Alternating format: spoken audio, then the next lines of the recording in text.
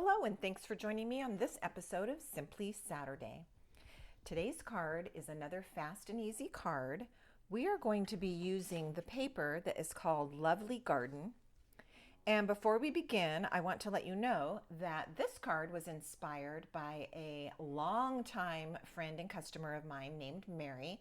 Mary gave a card to me that is so beautiful. I'm going to show you the card at the end. But I had to case it. So Mary, thanks for the inspiration, and I'm going to change it up just a little bit. Yours is absolutely beautiful, and for a fast and easy card, I did not want to go to that much work. I do have another version that I'll show you at the end as well. Also with this paper, just different patterns. So for today's card, we're going to start with a white card base.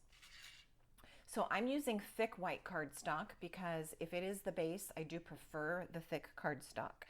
So this piece is 4¼ inches by 11 inches, and I've made some score lines, and we're going to fold.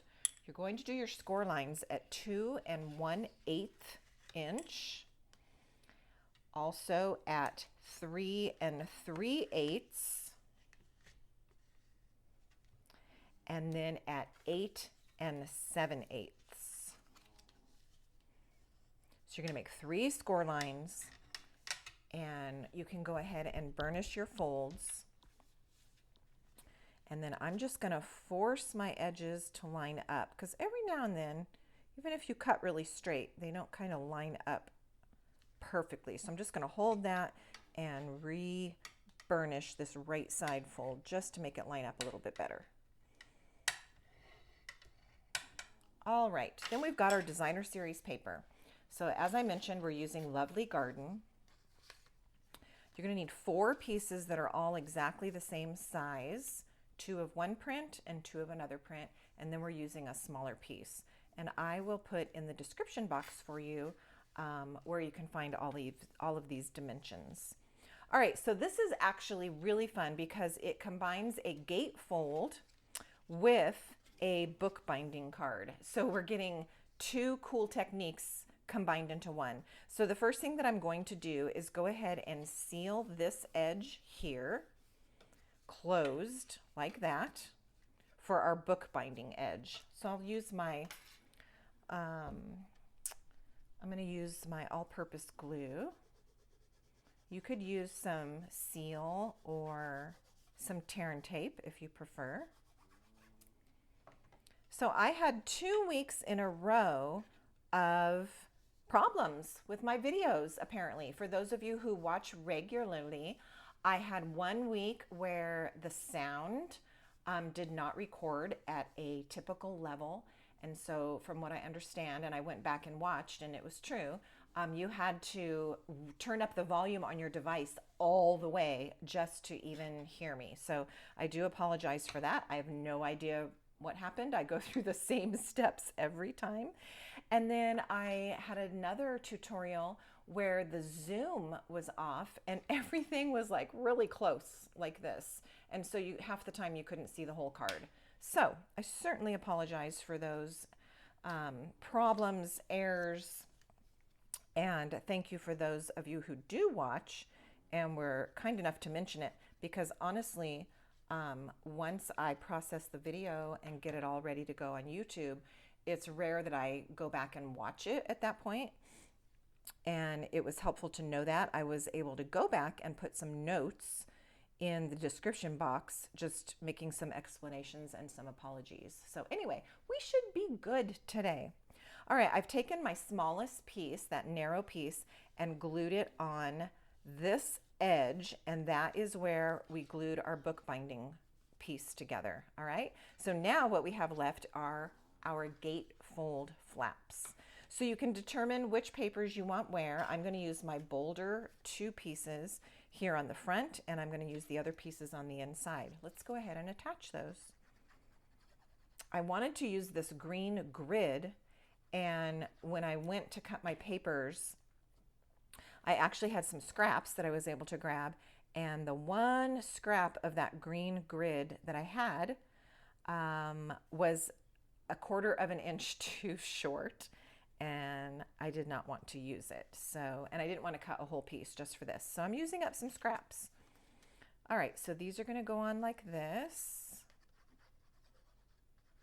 Now you'll see when we get to the end and I show you Mary's card, she did some absolutely gorgeous fussy cutting.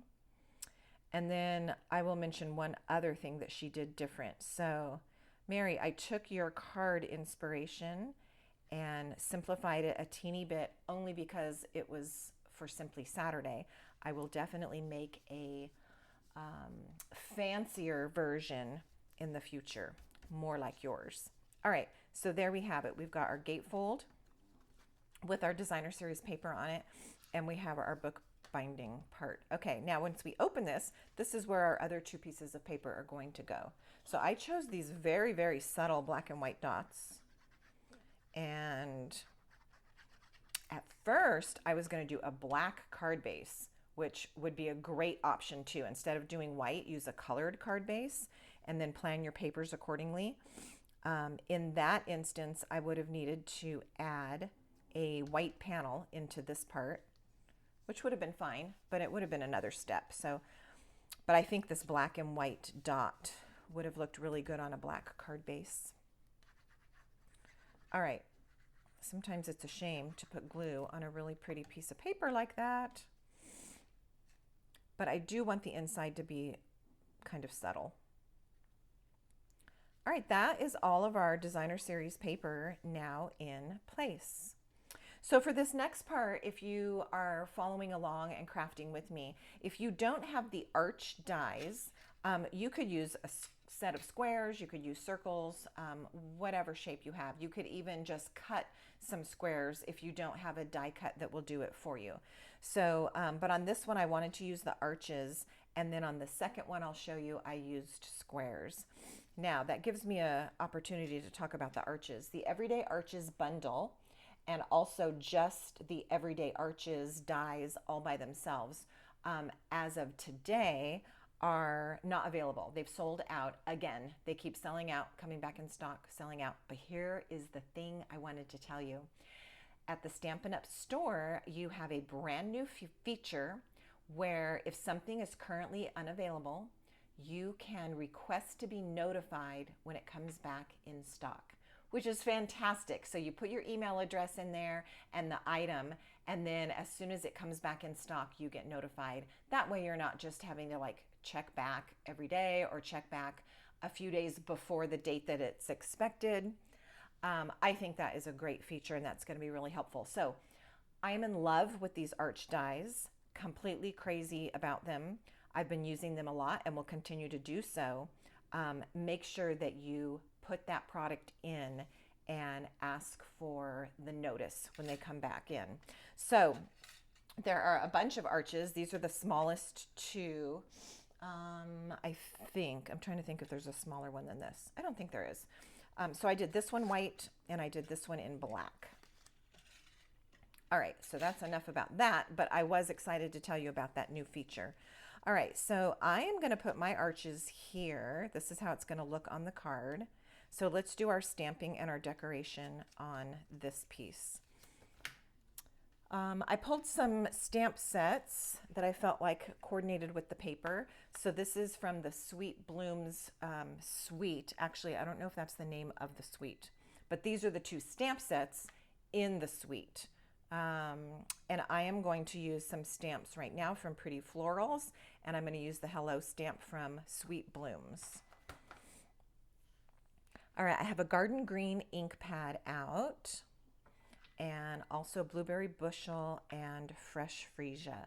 So the first thing I'm going to do is stamp my flowers on here, and I'm going to do them way up at the top. So I've got Fresh Freesia that I'm going to stamp onto my scratch paper, and then way up here at the top of my arch.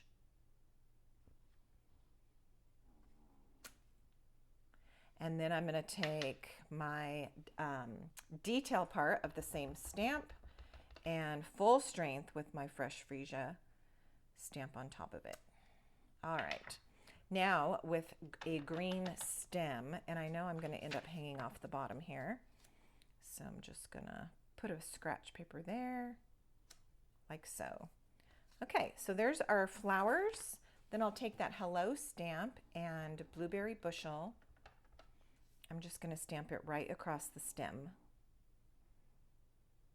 like so. All right, attaching that piece to the arch. I think I'll pop it up on dimensional. So you don't need to do this if it takes you the extra time that you don't want to take up right now. And I've got, look, this is all but gone. So I'm going to use these scraps. These are scraps from my full-size Stampin' Dimensionals, the little edges.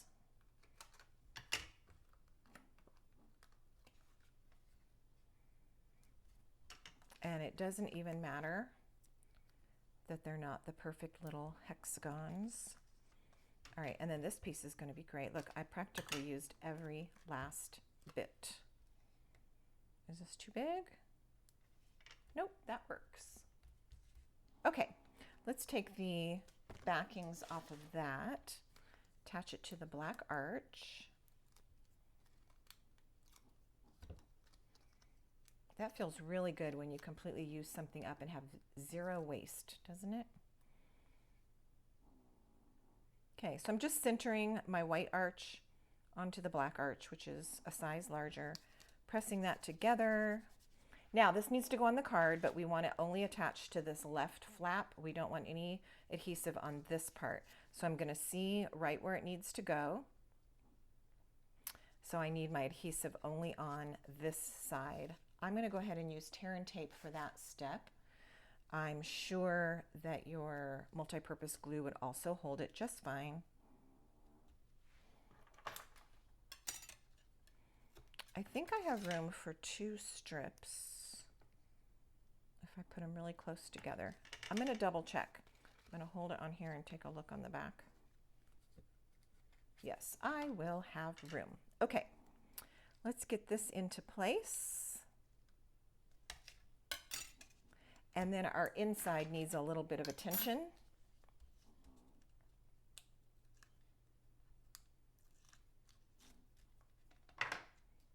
Okay, so with my flaps closed and just, I want to center it right there over the split and also center top and bottom.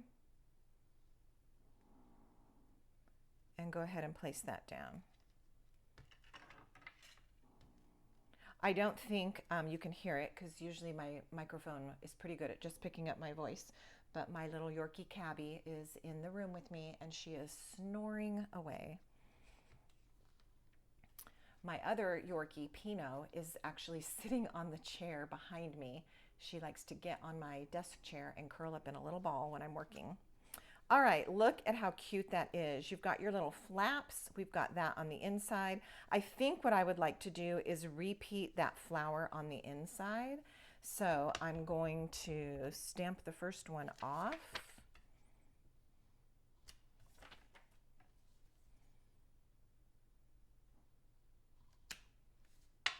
And the second one full strength. Let's see if I could see this one better. I wasn't really aiming very well on the first one. Ah, perfect. And let's give it a green stem, and I can tell that I'm going to end up going off the bottom of the page. There we have it. I just love that little flower so much. Look at how cute. All right, let's add just a teeny bit of bling onto this.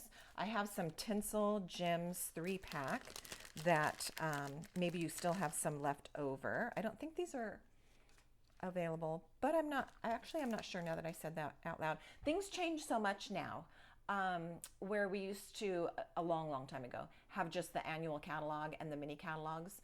But now with so many fantastic online exclusives, things rotate a lot quicker and rotate in and out. So sometimes when I mention that something's available or not, sometimes it's flat out because I can't recall. Okay, I'm just going to use one of these blue ones. Come on, little guy. And place it right here. All right, there is our card for today. Let me show you another version that I made. This is still with the lovely garden paper. I chose different print. I used the same one here. I chose different prints here. A much simpler shape. I used the square here instead of the arches. And then just my word and decoration and different papers on the inside. All right, so here, let me move my ink pads and I can put them both here and here. All right, there's those. And then let me bring in the card that Mary gave me and show you how gorgeous it is. It has this beautiful floral paper and these birds. And so she chose her papers here, just really nice. And on the inside, so cute. Now let me draw your attention to this fussy cutting. This is cut out of the paper and it looks like it was die cut. I mean, or like it was already like ephemera, like it was already ready to go. It's absolutely beautiful. And on this piece, you can see her beautiful fussy cutting here as well. She popped hers up with some dimensionals like I did on the second one. And ooh, something I did not do, but I just noticed. So I didn't line the back of this with any designer series paper, but on this gorgeous card she did. So you can see that there's some designer series paper that matches this one. It's just a lovely card, and of course it came with a matching envelope. Let me mention one more thing before you go. On this card, there is a layer of silver paper behind each panel. So on this particular one, the designer series paper is cut about a 1/16 of an inch smaller so that she could get that beautiful silver layer on there, and it really is beautiful and effective. And here as well. Mary added the silver here and her piece, and of course that. So it is such a fun little card design. I'm sure I will make many of these. The gatefold with the bookbinding. Thanks so much for watching. I really do appreciate it. If you've never subscribed to my channel, please be sure and do that. You can also let me know if you would like to be on my email list. All the people on my email list automatically get an email every time I put up a tutorial, and that way if they catch the reel or the short out there on social media, they don't have to request the full tutorial. They're able to get it that way. So one way or the other, be sure and let me know how I can best get my creations before your eyes. And until next time, happy stamping.